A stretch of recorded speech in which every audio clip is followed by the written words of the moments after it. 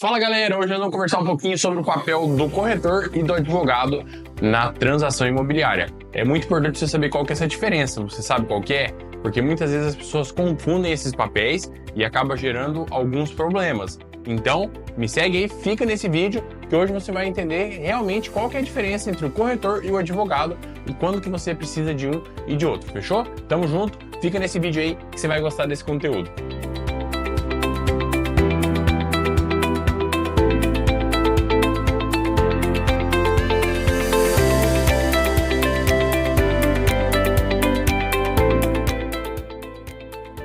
Então, pessoal, como eu estava falando para vocês, a gente vai conversar um pouquinho hoje sobre qual que é a diferença do papel do corretor e do advogado. Se você não me conhece ainda, meu nome é Marco Rep, sou advogado especialista em contratos e estou aqui para ensinar você tudo sobre contratos, para facilitar a sua vida também nas negociações que você vai fazer. Como você será uma pessoa muito próspera, eu já estou te abençoando, ou talvez você já seja essa pessoa, você necessariamente vai utilizar muitos contratos no decorrer da sua vida.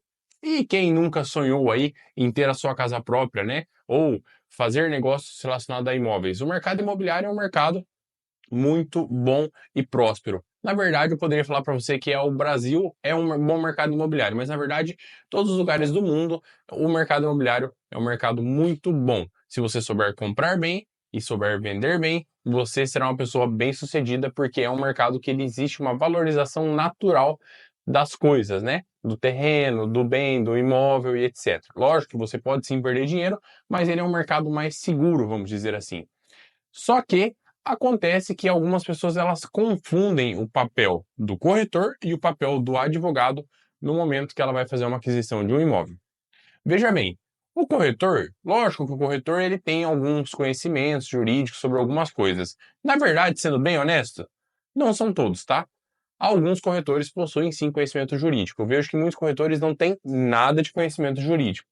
Marco, mas o fato de não ter conhecimento jurídico quer dizer que não é um bom corretor? Não tem nada a ver. Cada coisa é uma coisa. A pessoa pode ser um excelente corretor ou corretora e não ter conhecimento jurídico. Porque o papel do corretor é o papel de fazer o quê? Intermediar a negociação entre as partes, fazer a aproximação entre as partes, seja sobre a empresa e a pessoa, ou sobre duas pessoas físicas, por exemplo, a incorporadora e o comprador, ou um vendedor e um comprador, enfim, fazer a aproximação das partes para que seja feita a negociação. E é óbvio também que ele tem que entender do mercado imobiliário, para poder instruir o cliente, dar conselhos, falar, olha, essa compra é uma boa compra, essa compra ela está sendo comprada pelo valor de mercado, esse você está comprando abaixo do valor de mercado, esse valor está muito alto, não compensa, essa região ela não tem muito futuro, vamos dizer assim, ou ao contrário, essa região será muito próspera, hoje não tem nada, mas futuramente você vai ganhar muito dinheiro com o terreno, porque tudo está indicando que a cidade vai crescer para esse lado. Um exemplo. Então, o corretor ele tem esse papel. Só que nas negociações entre compra e venda de imóveis, muitas vezes essas negociações elas são com tratativas a prazo. E o que eu vejo? O corretor ele tem uma obrigação moral, vamos dizer assim, e é natural que seja dessa forma, de atender as duas partes, seja o vendedor, seja o comprador. Em resumo, para poder no frigir dos ovos, o que eu quero dizer é o seguinte: o corretor ele não quer ficar de mal com ninguém. Ele não quer ficar de mal nem com o vendedor e nem com o comprador. Então, quando há uma negociação, que existem questões de cláusulas a serem colocadas no contrato, ou também quando há uma questão de algum problema posterior ao contrato firmado, ele sempre vai tentar atender o interesse de ambas as partes. Só que, atendendo ao interesse de ambas as partes, muitas vezes a pessoa pode ser prejudicada. E até mesmo na própria fase de elaboração do contrato. Além disso, existem alguns corretores que insistem em querer fazer contratos, e esses contratos muitas vezes são esdrúxulos, que eu já peguei vários nesse sentido. A pessoa faz uma negociação de um imóvel no valor de 2,5 milhões, 3 milhões de reais, ou que seja 1 milhão de reais, e aí vai lá ver o contrato, um contratinho simples de tudo, sem qualquer cláusula garantidora das situações, bem raso assim, sem nada, depois dá um problema, daí não tem o que discutir, aí o corretor já lava as mãos e fala, olha, eu fiz a aproximação das partes, fiz um contrato simples, ou às vezes também o próprio comprador ou vendedor não quer investir um dinheiro para fazer um bom contrato, e aí acaba gerando um problema. Por quê? Eu observo muitas vezes que o comprador e o vendedor pensam assim, eu tô fazendo pela imobiliária, então eu tô garantido, a imobiliária vai se virar para fazer o contrato. E o corretor também tem uma situação, ele tá pensando em ganhar a comissão dele. Então, se você falar para ele, faz um contrato aí, ele vai correr atrás de fazer um contrato e não ter despesa, né? E não pagar o advogado. Uma coisa boa é que, felizmente, existem alguns corretores que procuram escritórios de advocacia para fazer contratos, mas não são todos. Então, eu falo assim, que é uma pequena cilada que existe, um pequeno risco, né, um pequeno percalço que você pode ter nesse caminho da compra ou venda de um imóvel. Você tem que tomar as cautelas. Então, o trabalho do corretor é um, o trabalho do advogado é outro. Qual que é o trabalho do advogado? Diferente do trabalho do corretor.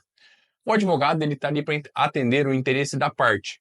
Isso não quer dizer que ele vai prejudicar a outra parte, mas sim que ele tem, em primeiro lugar, conhecimento jurídico suficiente para saber enquadrar cada coisa no seu lugar, quais são as leis que são aplicáveis para aquela situação, como fazer melhor aquela transação. Muitas vezes é melhor fazer de uma outra forma, às vezes por uma escritura pública, por exemplo, com pacto comissório, ou não sei, assim, eu tenho muitas hipóteses, vamos dizer, né? Ah, é uma venda de questão de direitos hereditários, a pessoa faltou, mas não está regularizado o inventário ainda e vai vender o imóvel. Qual que é a melhor forma de fazer isso? É uma cessão de direitos hereditários ou está prestes a fazer um inventário? Como que está essa situação? Então o advogado ele sabe a melhor forma de resolver aquela situação, a melhor forma de amarrar os pontos que precisam ser amarrados no contrato.